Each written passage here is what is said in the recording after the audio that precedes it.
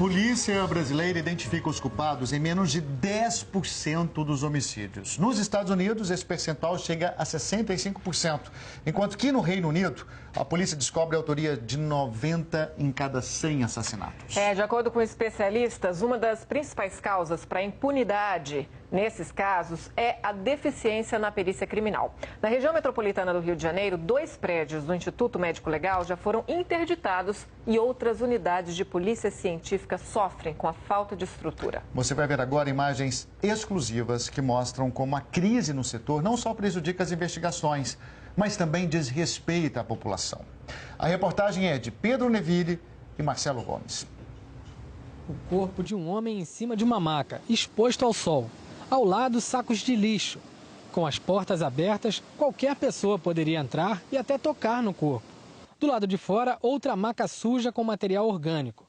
As imagens foram registradas na segunda-feira passada no Instituto Médico Legal de Nova Iguaçu, cidade da Baixada Fluminense com mais de 800 mil moradores.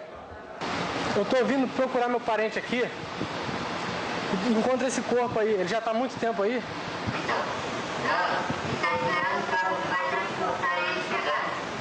Está no sol. Ele não está no sol. Eu tô vendo que a perna dele tá batendo sol.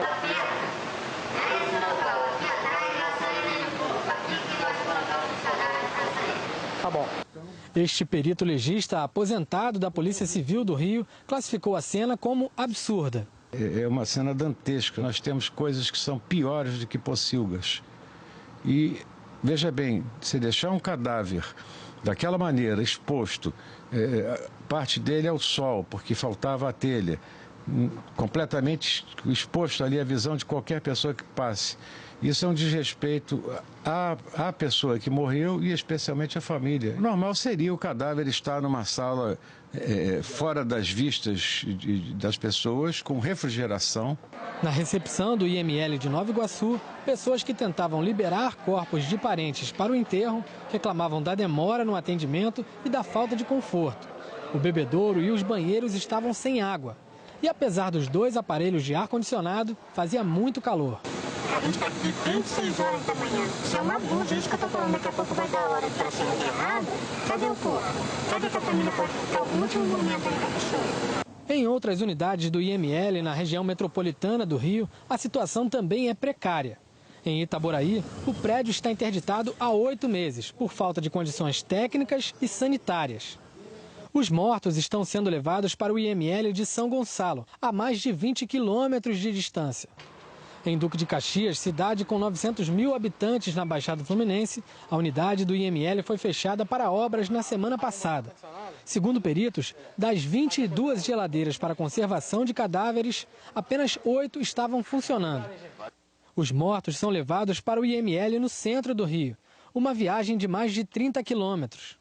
Peritos afirmam que a situação de abandono atinge também o Instituto de Criminalística Carlos Éboli, aqui no centro do Rio, responsável pela perícia em locais de crime e em armas e drogas apreendidas.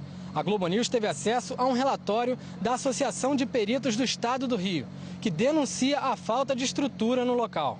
O documento contém fotos de dezenas de armas como fuzis e metralhadoras, muitas jogadas no chão. Isso representa um perigo, eu diria, para a sociedade, para o Estado, porque as armas que vão para ali são periciadas, então tem um volume grande de armas, porque o número de crimes é muito elevado aqui no Rio de Janeiro, principalmente com armas de guerra, e isso é um risco muito grande, porque não há segurança para se ter a guarda de armas de guerra na quantidade que se tem. O relatório de agosto de 2013 mostra também pilhas de drogas apreendidas espalhadas em estantes, sacos plásticos e caixas de papelão. E diz ainda que a falta de exaustores expõe os peritos à intoxicação por substâncias presentes nas drogas. Para o presidente da Associação Brasileira de Criminalística, a precariedade dos institutos de perícia faz com que muitas investigações se baseiem apenas em provas de testemunhas, o que, em muitos casos, leva à absolvição dos culpados na justiça e aumenta a sensação de impunidade.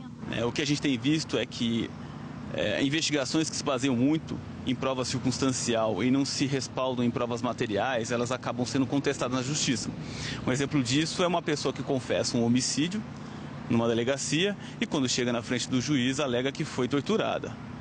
Se quem estava investigando não teve os cuidados de pedir uma boa perícia, de promover vamos dizer assim, a confecção de provas materiais sólidas, vai ver o seu caso ficando sob dúvida. E tem uma regra no direito que se chama, que é mais ou menos em dúvida pro réu, ou seja, se você tem dúvida a favor do réu, você acaba optando por soltar aquela pessoa do que correr o risco de prender um inocente. Isso vai criando condições para que o serviço de perícia se deteriore. E acaba se refletindo também na capacidade do Estado em resolver crimes, que no Rio de Janeiro também nos chama a atenção pelo baixo índice de resolução de crimes. O chefe da Polícia Civil do Rio de Janeiro, Fernando Veloso, e o diretor do Departamento de Polícia Técnica, Sérgio Henriques, não quiseram gravar a entrevista. Em nota, a Polícia Civil informou que tenta viabilizar licitações e parcerias para a manutenção do Instituto Médico Legal de Nova Iguaçu, aquele onde a nossa equipe encontrou um corpo numa sala sem refrigeração e exposto ao sol.